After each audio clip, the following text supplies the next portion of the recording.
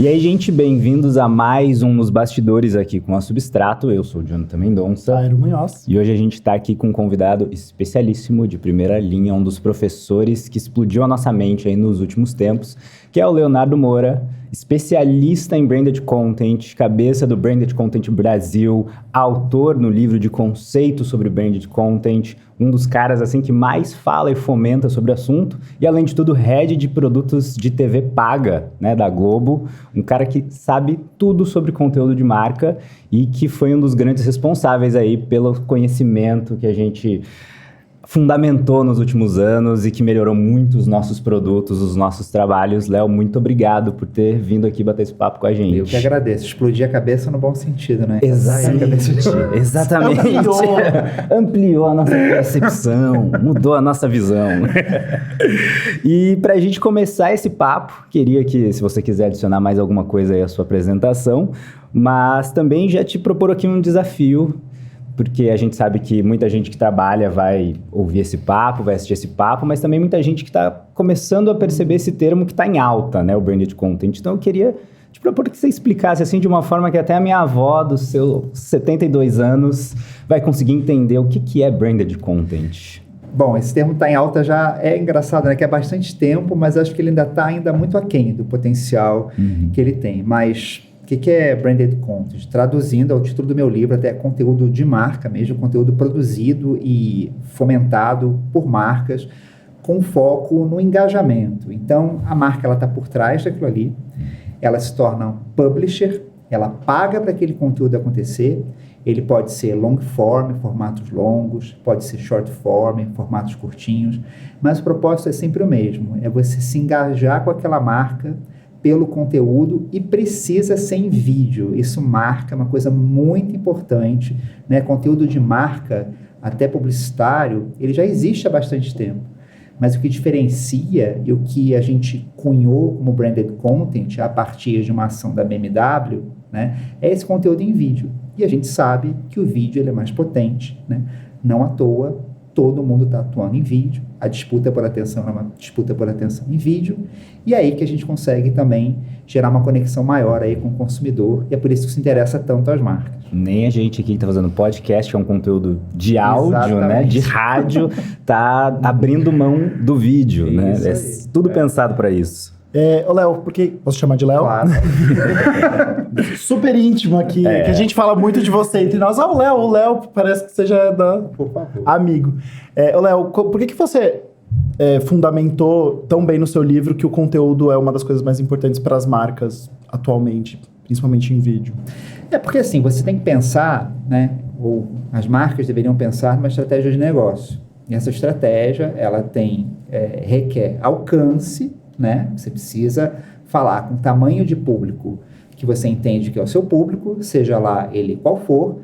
Então, você precisa criar uma notabilidade, né? O que a gente fala muito em awareness, né? Entre esse público, que não é exatamente o papel do conteúdo. É lógico que ele contribui para isso, né? Mas o awareness, o conhecimento, você precisa se espalhar pelas mídias que você tem aí ao seu dispor, sejam elas mídias tradicionais ou mídias sociais, né? E você tem, logo depois que você é conhecido, em geral, as marcas elas estão em função de um negócio. E ele é convertido em vendas, que a gente chama muito isso funil de vendas, jornada de compra, funil de mídia, funil de marketing, né? Jogar no Google vai aparecer vários. Todo mundo do né? marketing digital tá ligado. Exatamente, tá ligadão nisso. E isso voltou, isso não é novo, isso voltou muito forte agora, mas esse conceito deve ter mais ou menos 100 anos, mas é porque a gente vive uma profusão de players. Então, na ponta desse funil está a venda.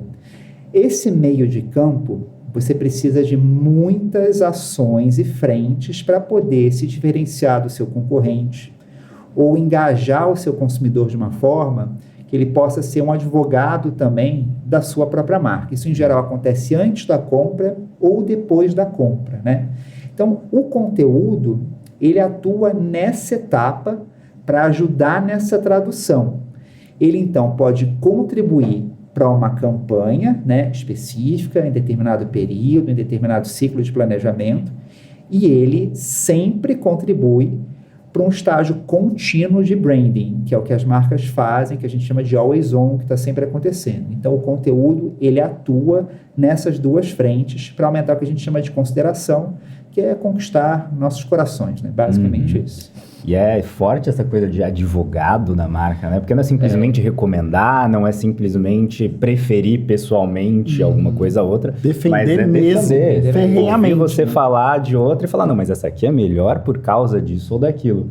E aí eu me pergunto, quando é que rolou essa transição? Porque a gente tá muito acostumado com o merchan televisivo, né? Os reclames do Plim Plim ali no meio do intervalo, até o impresso no jornal. Quando que a gente parou e começou a olhar pro conteúdo mesmo e falar, não, vou botar marca aqui? Foi na bancada lá da Sônia Abrão indicando o Cogumelo do Sol? Quando começou essa transformação? Na verdade, isso sempre existiu. Assim, se a gente pega a transição até do impresso ali pro rádio, do rádio para a TV, isso que a gente chama de merchan vem até daí. Esse termo merchan é um termo que a gente só usa no Brasil, ele é product placement, a gente não trabalha com esse termo em nenhum lugar. Mas você tinha ali nos programas de rádio, que depois eram gravados, né? Assim como a gente está gravando esse podcast, foram traduzidos em vídeo para ir para a televisão, você tinha um espaço para oferecer o conteúdo daquele patrocinador. Então você tinha uma ação de conteúdo dentro daquele conteúdo que não era da marca, era do publisher, que em geral eram as rádios, depois as televisões, e aquele conteúdo ele aparecia, né, introduzido de uma forma orgânica ou não. Você poderia parar para aquele conteúdo acontecer, ou aquele conteúdo poderia estar ali muito, de certa forma, integrado, né? Então você para falar do sabão em pó, ou aquilo ali pode acontecer no meio de uma narrativa. Então isso sempre existiu. O que marca a diferença é que hoje a gente tem um inventário gigante de vídeo para as marcas ocuparem, né? Do YouTube ao TikTok, você está aí e qualquer um pode ser publisher, qualquer um de nós, né? Qualquer marca pode ser publisher, então as marcas elas até começam a trabalhar de uma forma bastante empírica também, né? Elas vão testando e vão aprendendo ali também como funciona navegar por essas redes, mas o que marca essa diferença é isso. Antes você precisava estar inserido numa narrativa de um player de vídeo tradicional, que em geral são os canais de TV. Você pode, claro, pagar para ter o seu conteúdo ali, ou embarcar numa narrativa, como uma novela, um reality show, mas agora você até pode, e as marcas continuam fazendo isso, mas elas também têm as suas iniciativas próprias de também publicar seus conteúdos e construir seus brand channels, ou construir essas conversas de redes sociais, fazendo conteúdos em vídeo, que elas entendem que é ali onde elas são mais efetivas, e não à toa as redes sociais privilegiam vídeo, não à toa o TikTok é esse fenômeno, não à toa o YouTube quer atuar em short form, long form, porque sabe que é o que as pessoas consomem, as pessoas gostam mais de vídeo, não à toa a gente está em vídeo aqui também. E você acha que pelo fato de ter essa profusão de meios, essa diversidade enorme de conteúdo, é mais difícil criar esse afeto positivo? Sim e não. Eu acho que é mais fácil porque você tem por onde experimentar. Antes você tinha um paradigma da escassez. Então, isso esbarrava, você tinha que estar muito alinhado, como você ainda precisa estar alinhado quando você quer entrar numa novela, ou, não sei se vocês viram, né, eu ia falar um merchan, o product placement da Pandora, em Travessia, que foi uma loja no metaverso, muito legal, assim. Então, eles tinham que mostrar lá como era que estão com a ideia de construir um shopping no metaverso, e você precisa mostrar como esse shopping funciona. Era uma discussão ali entre a empresa, de um dos protagonistas, e a pessoa de marketing. Eu vou te mostrar como funciona, vou chamar um amigo meu que conhece a tecnologia. E quando entra aquilo ali, era a loja da Pandora. Então, aquilo ali estava muito inserido. Então, tem que estar inserido organicamente. Você tem uma questão de preço e tem uma questão de espaço. Também a emissora, né, ela vai dosar o quanto pode ter ou não de marca, a não ser que aquilo fique 100% orgânico, no caso de um BBB, onde aquilo ali acontece bastante. Então, isso dificultava de certa forma, né? Você tem que estar ali 100% integrado. Então, hoje é mais fácil, porque você pode não só trabalhar essas frentes de integração, onde você vai atuar, você pode, claro, também construir um conteúdo para colocar, né? A Band faz muito isso, numa emissora, os canais de TV por assinatura fazem muito isso. Mas você pode agora atuar na sua própria frente, e isso facilitou, de certa maneira, você gera uma curva de aprendizado que é muito maior também, né? E é importante pensar também assim, porque o branded content é a marca que está pagando, que é diferente das ações de merchandising ou de product placement, onde você tem que embarcar naquela narrativa. Agora, as marcas elas podem ser detentoras 100% daquele discurso, daquela iniciativa. Então, isso abre também uma frente que dá uma maior autonomia para elas poderem falar, né, o que elas quiserem e poder aumentar a consideração sobre seus produtos, o interesse sobre seus produtos, o afeto sobre seus produtos, da forma que elas acham melhor. Então, as negociações, elas são diferentes, né? Isso empodera as marcas nesse espaço para elas poderem atuar, que é esse espaço em redes sociais. Mas também, de certa forma, aumenta até a responsabilidade de cargos como o seu, né? De head, de olhar para uma marca que... eu vendo joias e as joias são caríssimas e eu quero ter uma divulgação massiva para o máximo de pessoas possíveis. E aí ela vai anunciar num programa onde, claramente, o público daquele programa não tem o cacife, a grana para comprar aquele produto. Como é que ocorre esse alinhamento? É comum existirem divergências, assim? É comum existir divergências e sinergias, mas é importante, ao chegar uma demanda e vocês produzem conteúdo para a marca, é muito importante saber qual o objetivo da marca para aquele conteúdo especificamente. Se ele vai compor uma campanha que tem outras frentes, ou se ele tem a responsabilidade de, por exemplo, cumprir toda uma jornada de ativação de uma campanha, do awareness às vendas. Se for para isso acontecer, é bem mais difícil do conteúdo ter esse papel. Pode acontecer? É lógico que pode. Né? Você traz uma pessoa de alcance gigante e de engajamento gigante. Você pode trazer um influenciador para fazer parte daquele conteúdo. Então, assim você já resolve, né, toda essa jornada de funil. Né? Ou se você vai construir um conteúdo que é para uma ativação de branding ou para poder diferenciar, vamos ver agora na Black Friday, o que vai acontecer? Hoje mesmo, já abri meu Twitter, né, estava vendo lá as discussões e estava lá Black das Blacks, vem aí. E na Amazon também, já vi assim, hoje já começam as ofertas, vamos liberar isso ao longo do mês, beleza. Mas o que esses varejistas fazem, né? Tanto a Amazon, a Magalu, Americanas, elas agora, certamente, na última sexta ou na última quinta, elas fazem isso também, elas criam suas iniciativas de conteúdo, elas fazem o seu conteúdo de marca, que em geral são live commerce. O que elas fazem naquele momento ali? Elas podem... direcionar algumas ofertas que estavam represadas e que não conseguiram direcionar durante o mês de novembro. Elas podem construir algumas iniciativas, alguns descontos específicos. Elas podem ativar o que vai ter ainda na Cyber Monday. Então, aquilo ali compõe uma estratégia e o conteúdo ele chega para poder fazer essa diferenciação. Mas a gente sabe que no dia a dia das marcas vale o quê? Vale aonde o conhecimento que a gente tem dos negócios e quanto o consumidor está disposto a pagar. Essa tradução do meio que é muito importante que as marcas saibam qual o papel. Então, a gente estava falando da ação da Pandora, uma coisa muito fresca, que foi semana passada, ou retrasada. É lógico que aquilo ali pode ser convertido em vendas. Só que aquilo ali já gera também, né, uma notabilidade para a marca dentro desse território, que está além do conhecimento, né, do awareness sobre Pandora em si.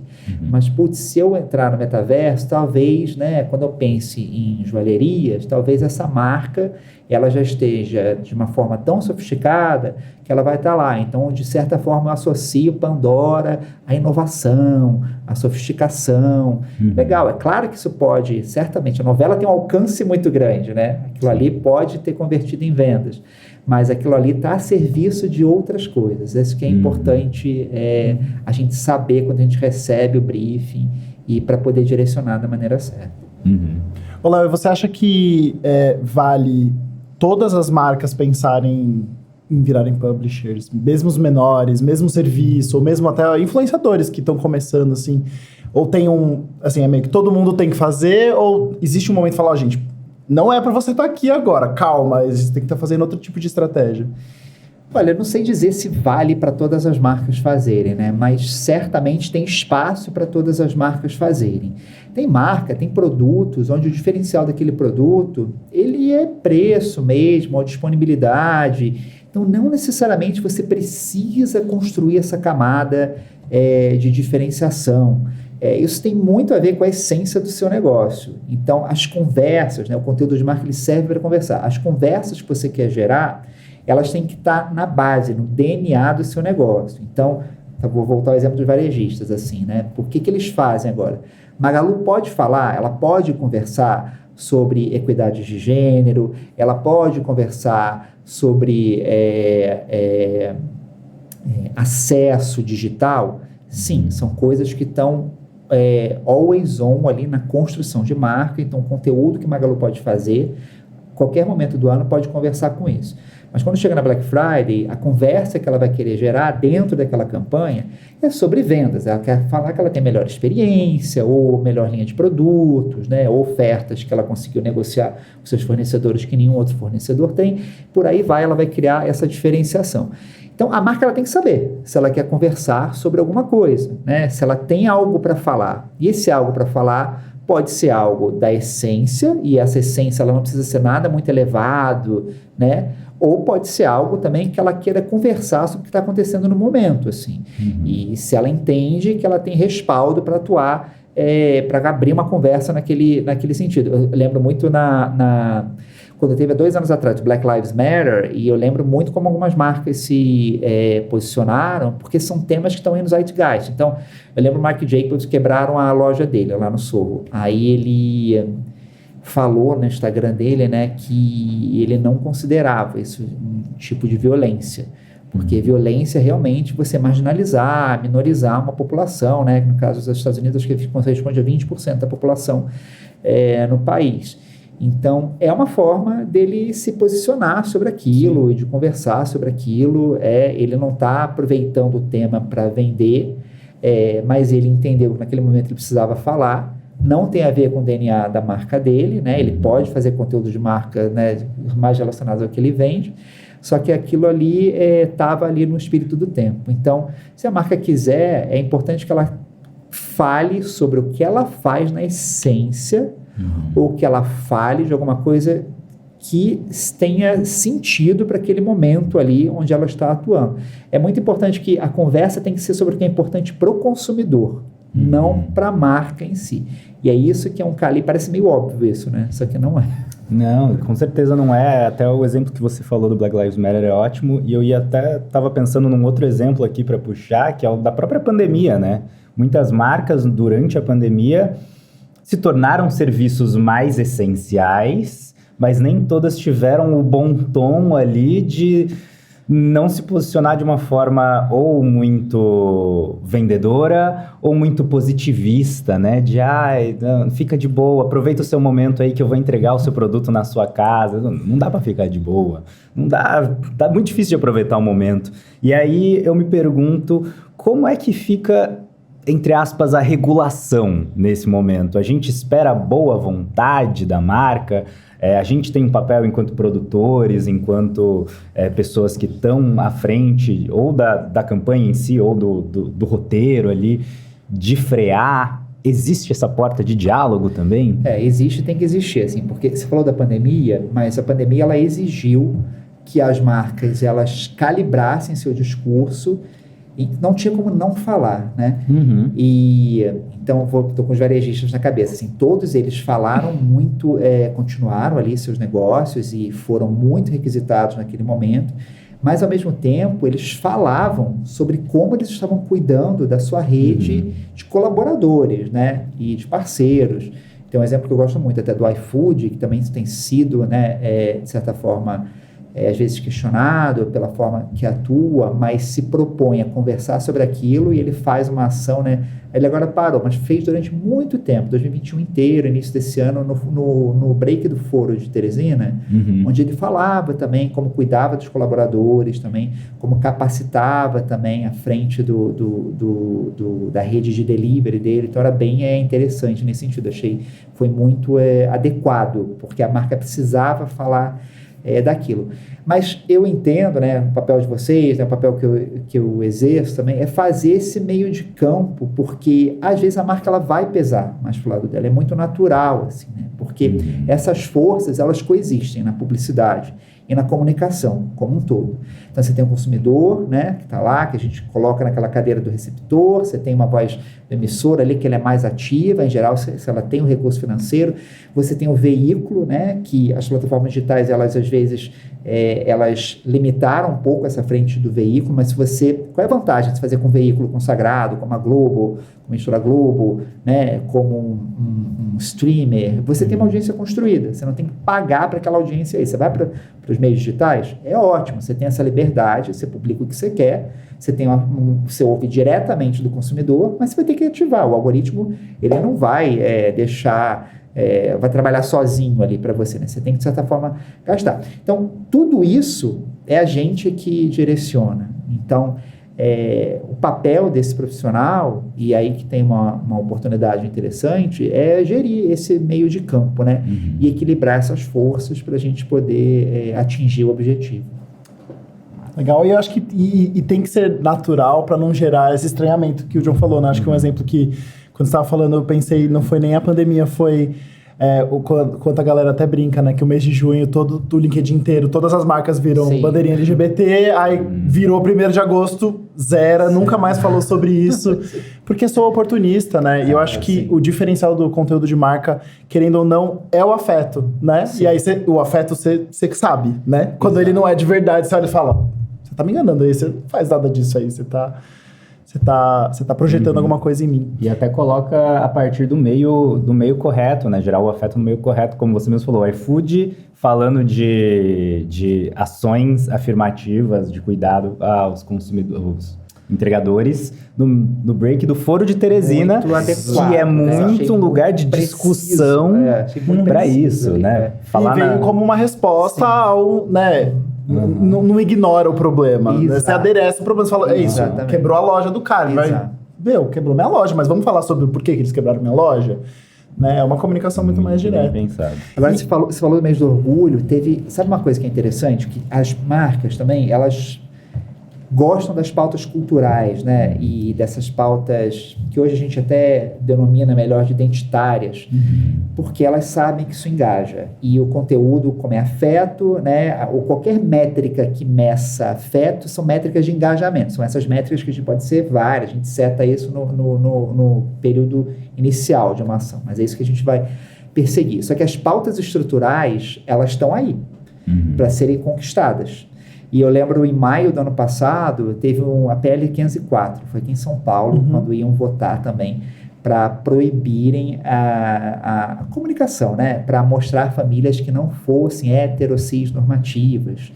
E as marcas se posicionaram. E eu achei, eu não sei dizer qual marca começou, mas aquilo ali, isso foi em maio, isso foi no mês antes ali de junho, e de certa forma aquele movimento ele foi crescendo, e essa PL ela não passou, e esse PL, né, não passou, e foi uma pauta mais estruturante para a sociedade. E a gente está cheio de temas estruturantes aí. Distribuição de renda, preservação do meio ambiente. Esses temas estão no Zeitgeist, estão no nosso Espírito do Tempo.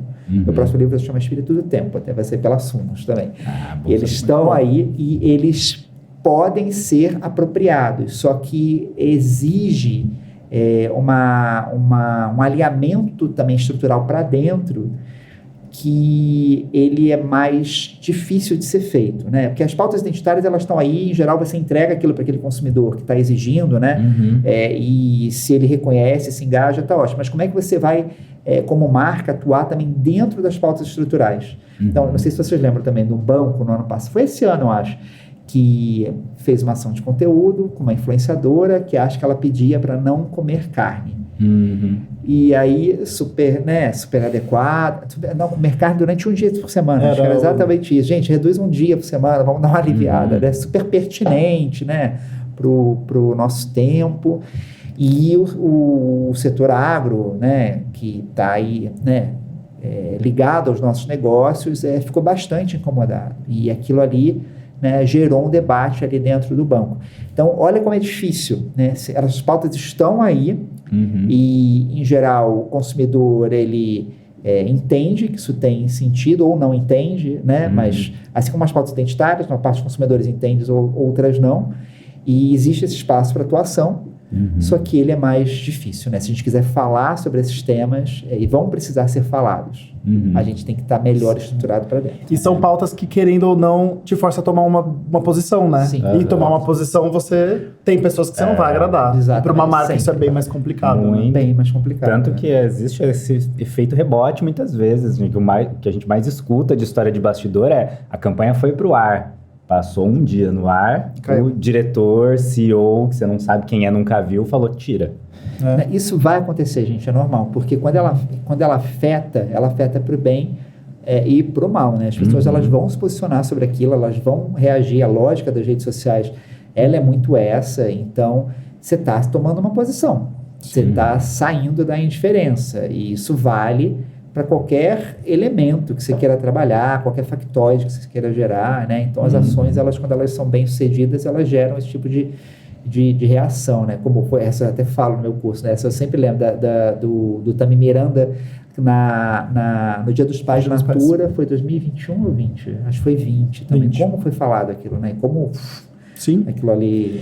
E eu acho que, eu até pensei uma coisa agora, que será que a gente caminha, e eu não sei se estou sendo muito pessimista aqui, para um lugar onde, por exemplo, a gente viu nas eleições as redes sendo usadas não vou nem dizer de uma forma não ortodoxa, porque eu acho que ela permite esse tipo de ação controversa como estratégia. Será que a gente não caminha de algum jeito para uma marca usar dessas pautas, ou do cancelamento, ou de algo assim, como uma estratégia para atrair um público? Então, sei lá, eu lembro de um caso recente de uma marca de roupa que usou uma influência... Assim, foi uma estratégia toda errada, que foi tão errada, tão absurda, que as pessoas começaram a questionar, será que isso não é de propósito? Será que eles não estão fazendo isso para a gente poder, né, falar mal, né? Não existe publicidade ruim? Será que a gente não caminha... Não sei. É claro que aqui a gente está falando de futuro. Sim. Eu acho difícil, sabia? Você tem... Quando a gente pensa nas marcas que fariam isso, dificilmente são as marcas que estão aí, né, circulando de massas ou de multidões. É um discurso que ele não cabe ali no que se espera da publicidade. Você falou de regulação, a gente também não respondeu, eu vou até falar disso agora, né? E você tem as marcas... não são nem marcas, são marcas de certa forma, assim. Você tem outros entrantes também nesse mercado, outros players, que estes podem se apropriar desse tipo de iniciativa. Tem uma editora, gente, é muito engraçada, ela é uma editora que ela achou um filão, que são esses livros com temas do que a gente chama de pós-verdade ou do relativismo. E ela tem influenciadores muito engajados com esse tema, e eles falam bastante sobre isso, e ela entra falando dessa maneira, o ponto da regulação, né? Esse mercado é regulado por um órgão que é da sociedade civil, que é o CONAR. E qualquer um de nós pode se sentir ofendido, né, ou achar que não está adequado, entrar com uma ação para o CONAR avaliar aquilo ali. E o CONAR ele vai julgar, ele tem um corpo, né, como se fosse uma academia ali, com autonomia para poder julgar se aquilo ali tem precedência ou não, e ele vai tomar alguma ação que pode punir, seja recomendando a despublicação, né, a correção, ou até multa, no caso de insistência. Então, assim, em geral, as marcas pequenas ou marcas entrantes, elas podem até se beneficiar desse tipo de coisa, só que elas correm esse risco, né? Não é o caso dessa editora, não. Essa editora ela até achou e ela está fazendo da forma que ela achou e engaja dessa maneira e achou um filão ali, né? Mas elas estão sujeitas a alguém que pode se ofender, como em 2015 o Boticário colocou uma campanha também, acho que era de mês dos namorados, era exatamente de mês dos namorados, tinha um casal, né, cis, um casal heteronormativo, cis heteronormativo, um casal homossexual cis, dois casais, né, homossexuais cis, né, de homens e de mulheres. Isso foi parar no CONAR também, porque as pessoas, elas como a CIA, quando fez uma coleção a gênero, que nem era tão a gênero assim. Sim. E agora falando um pouquinho de dados, né, porque eu acho que a gente tá falando de publicidade ela é gerida na base de dados. Eu acho que com a evolução da tecnologia a gente tem mais dados, mais acesso. Como que se dosa isso na questão de criatividade, de criação mesmo, assim? Você acha que, de alguma forma, existe uma dosagem de, isso aqui é dado, isso aqui é feeling do roteirista, ou não? A gente já tá indo para sei lá, quase inteligência artificial fazendo o roteiro e a gente só corrigindo. Difícil, assim. Em geral, assim, o dado, ele pode ser utilizado... Como é que você pode usar o dado para construir conteúdo? Em geral, para você entender quais... Vamos falar de engajamento, que é o tema aqui, né? É o afeto. Você tem que entender quais são os temas que estão aí presentes no espírito do tempo, onde você pode conectar os valores da sua marca, né? Lembrando que você não pode se apropriar, colonizar tema. Então, até tem umas 2 ou 3 semanas, teve o Maximídia e tem uma empresa chamada Winning, que é bem legal.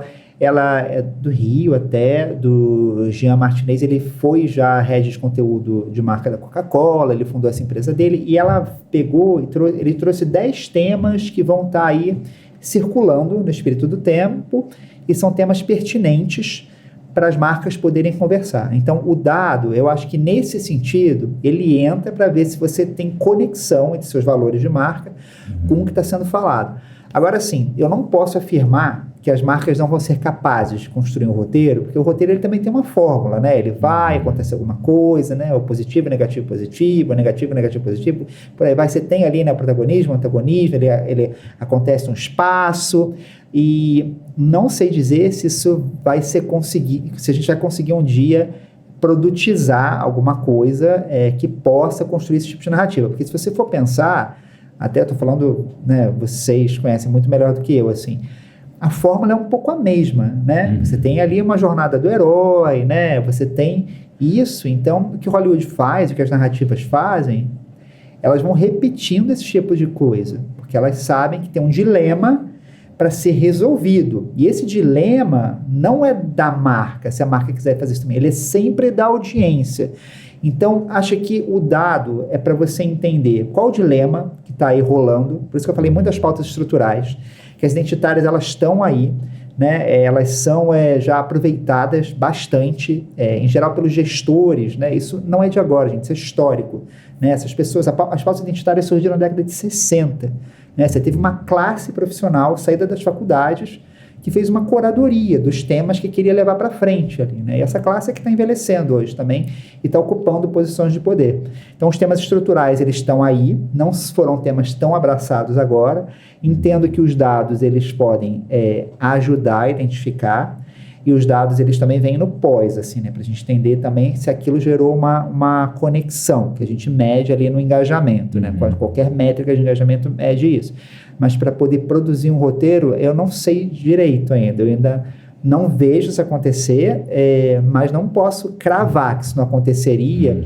Mas também, mesmo que isso aconteça, isso não fecha portas, né? Porque tudo que é arte, e aí está um pouco fora do escopo das marcas, né? Tudo que está fora do óbvio é alguma coisa que não está estruturada, institucionalizada, academizada, formatada, roteirizada, né? Que em geral acontece assim, você tem a arte, você tem um movimento, uma expressão, ela é acoplada na linguagem, academizada, depois ela vai para um lato senso, quando já está espalhando aquilo para o mercado, e aquilo ali se torna uma prática. Sempre tem um lá na frente. E é isso que a gente tem que ir procurando, assim, né? Isso vale para qualquer coisa, inclusive para conteúdo de marca, assim, né? Então é muito engraçado. Tem conteúdos que eles, sei lá, tipo, vou usar um exemplo bom também, né? A Ilha dos Beats lá, né, da Anitta, assim, né? É um conteúdo que é interessante, que você, né, não exatamente eu, assim, né, mas você tem um apelo ali, né, para a audiência, porque ele combina muita coisa que, em geral, tem sentido, né, para o público de escola, que é um público jovem, entrante, né? E o jovem, ele rompe assim com os tablets. Por isso que a escola teve que se reinventando também ao longo do tempo.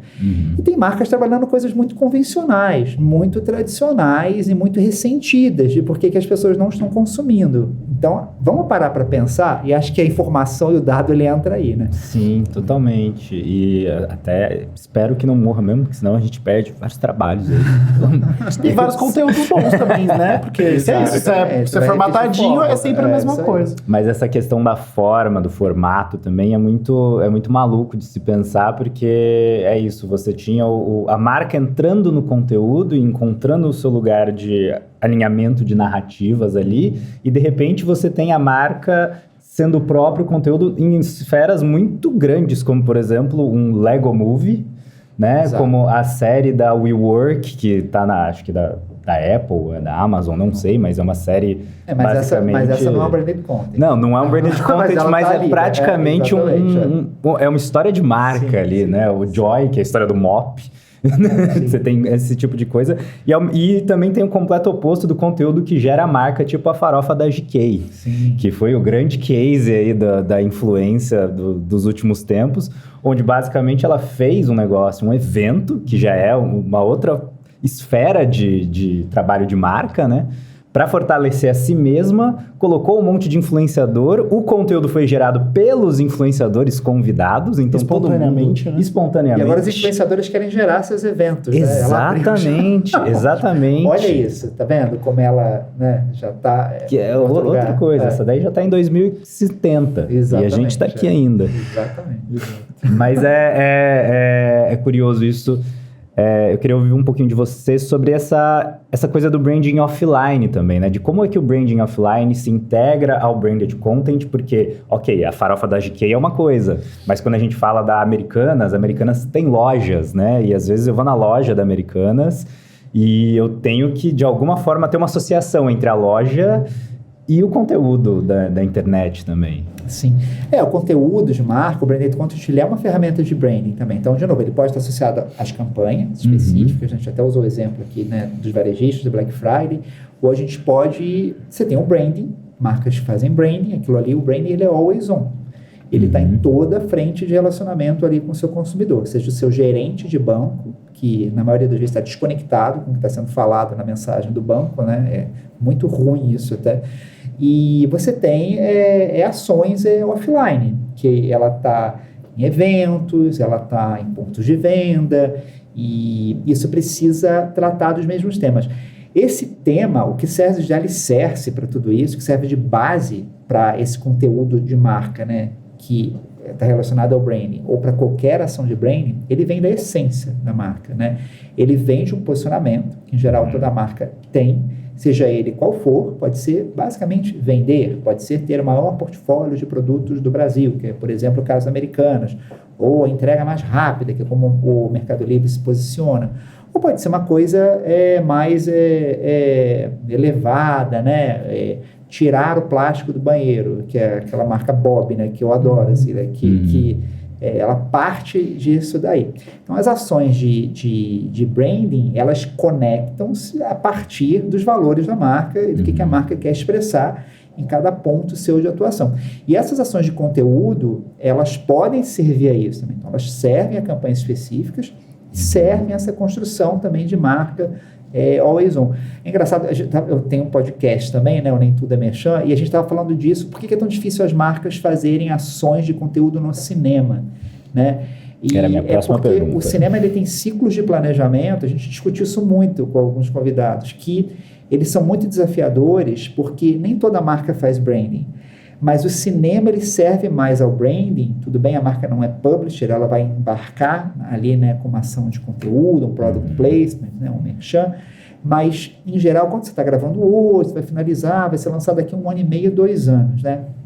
Tem essa dificuldade. Então, o cinema, ele se serve mais a esse tipo de iniciativa. Então, é aquilo que a marca sempre fala há bastante tempo, sobre ela mesma. Então, você vê marcas muito já estabelecidas nesse sentido, são as marcas menos preparadas a falar de alguma coisa hoje, que ela sabe que aquilo ali vai estar sendo falado daqui a 2, 3 anos, que é sobre aquilo que ela falava 2, 3 anos atrás, né? Não uma pauta do momento ou uma campanha específica. Tem alguma... Você sente que pode também ter uma certa relutância boba ainda, né? Eu acho que nos Estados Unidos menos, assim, nas grandes indústrias cinematográficas estabelecidas menos, mas aqui no Brasil um pouco mais, de não querer que a marca apareça ou esteja em certo tipo de cena, tipo, o filme vai explodir um carro. Ele pode ser um Porsche. Pode ser, Ele sim. pode ser um Porsche. E como é nos Estados Unidos, né? Exatamente. Tipo, os carros explodem. Ou aquela coisa, dizem por aí, eu não sei até onde isso se confirma como verdade, né? Que a Apple não deixa os vilões terem iPhone. Que o vilão do filme tem que usar qualquer outro celular. Mas Eles os mapearam mocinhos... isso, acho que foi naquela série do Ted... Gente, qual é essa? Do treinador de futebol. O Ted Lasso? Ted Lasso, Eu não vi essa série, mas parece que foi feito esse mapeamento também, né? Que os good guys, eles tinham iPhone. Depois eu comecei a tentar perceber também e percebi várias coisas. Assim. Mas você viu a série Servant também, que tá no Apple TV? É um show de...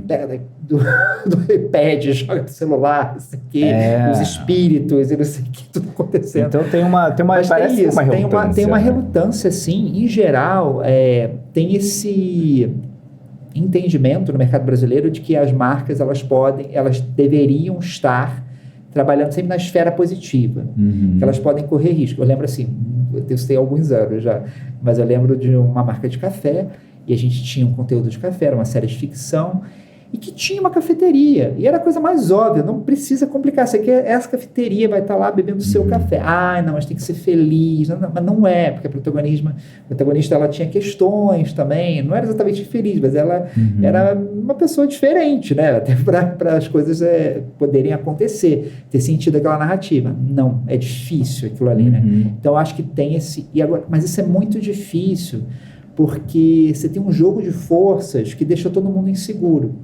E você acaba querendo ocupar esse lugar comum, né, e seguro. E eu concordo com vocês, o mercado americano ele é mais... primeiro que você tem diferentes marcas numa mesma narrativa, isso já é bem diferente do mercado brasileiro, né? E ele está mais sujeito, né? O serial killer ele pode ter um iPhone, um Samsung. Ele pode beber uma Heineken. Uma Heineken, exatamente. Você não precisa separar tanto, assim, é menos binária, talvez, essa relação. Exato. Mas você acha que, de alguma forma, eu vejo isso, por exemplo, quando a gente vai do cinema independente, alguma coisa assim, a gente pensa muito, tipo, a gente não tem dinheiro, a gente precisa muito da marca. A marca, será que a marca no Brasil sabe que a gente precisa tanto, então eles vão botar todos os... Tipo, então tá bom, você precisa de mim? Então você vai fazer desse jeito. Porque talvez é essa relação que a gente sente, assim, quando a gente leva o conteúdo, né? Sim. Então, é difícil a marca dar o dinheiro e você poder fazer o que você quiser. Em geral, as leis de incentivo via cultura, elas servem para isso. Ainda assim, existe uma negociação. Não são as frentes de publicidade que lidam, né, com os conteúdos que vêm via lei de incentivo, ainda bem, até para não ter esse jogo de força, porque a publicidade ela tem uma missão, e conteúdo de marca é conteúdo publicitário, publicidade é conteúdo, tudo certo, mas tem isso sim, porque tem esse jogo de forças para a gente poder meio que garantir que alguns objetivos sejam cumpridos. Então, é uma questão de segurança, eu entendo, são pessoas como a gente que estão ali e elas querem se respaldar de alguma maneira, né? Então, dificilmente você vai ter uma carta branca para trabalhar mesmo, né? E via cultura, às vezes, alguns problemas acontecem também. As marcas, elas são cobradas também, mas é difícil. Então, acho que as leis culturais, elas servem para separar, para suprir esse tipo de coisa. A gente vê que o conteúdo é muito cíclico, né? Assim, então, a gente vai do jornal, vai para TV, aí rádio, aí depois vai pra internet, aí é blog, é vídeo, enfim. Vai e volta. Volta vídeo grande, agora podcast de novo, aí o podcast tem que ser... o vídeo tem que ser de 30 segundos, mas o podcast pode ser de 3 horas.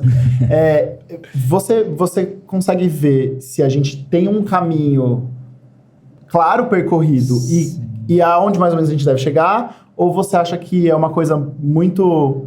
Tá tudo ao mesmo tempo, tudo em todo lugar ao mesmo tempo, como no filme? Eu acho que vai ter tudo ao mesmo lugar ao mesmo tempo. Assim, o que vai direcionar para onde as marcas vão é para onde as pessoas estão. É tão simples quanto isso. E quem pode mostrar o futuro, em geral, é o jovem, que ele é um sensor, né, do que para onde a gente vai. É engraçado, tem uns 2 meses, eu estava lá no Festival de Publicidade de Gramado e fizeram essa pergunta para mim. Para onde você acha que as marcas vão, onde elas vão estar no futuro próximo? Assim, eu respondi de uma forma até muito objetiva, assim, elaborar muito, assim, nos jogos e no metaverso. Quer dizer que todo mundo... Eu não sei se o metaverso ele já está aí. O jogo, ele é uma forma de metaverso. Mas sim, essa experiência imersiva, ela vai acontecer. Eu não sei de que tamanho ela vai ser, mas de fato, não sei se vocês já experimentaram, é muito fascinante. E vão vir todos os problemas com isso, né? Então, dificilmente, eu diria que isso vai flopar. Tudo indica que iremos para lá. Então, esse é um lugar para as marcas estarem. Mas antes disso, muito mais massivo, muito mais espalhado e ainda pouco aproveitado, eu diria, é o universo dos games.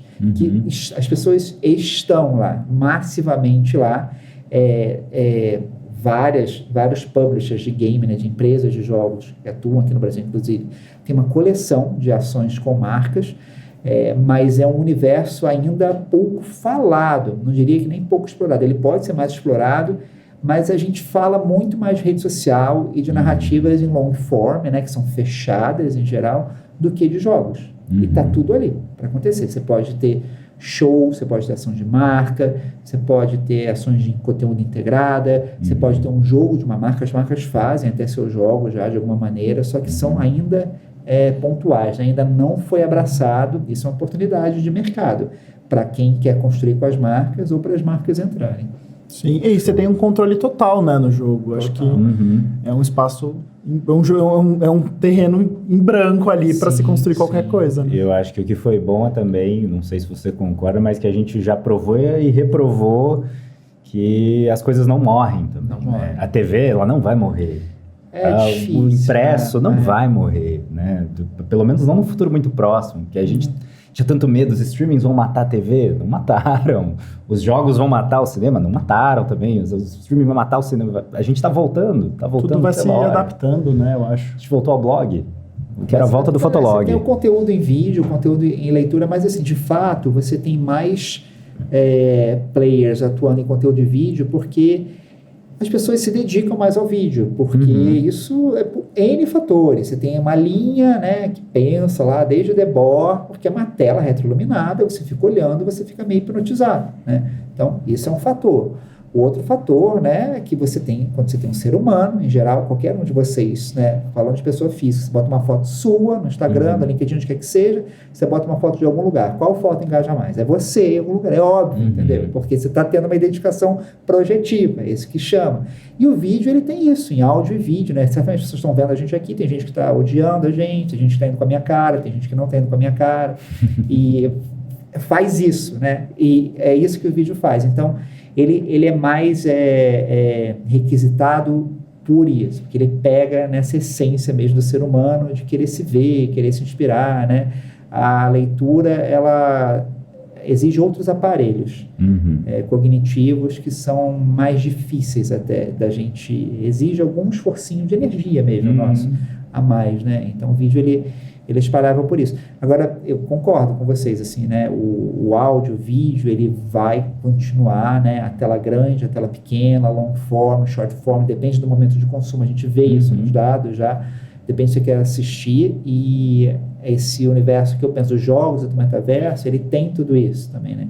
E você tem uma atuação sua, né? Interativa, que nem sempre você vai querer ficar decidindo e agindo. Tem um momento no sofá e tem um momento que você quer fazer parte daquilo ali, né? Daquela narrativa. Acho que essas coisas vão conviver.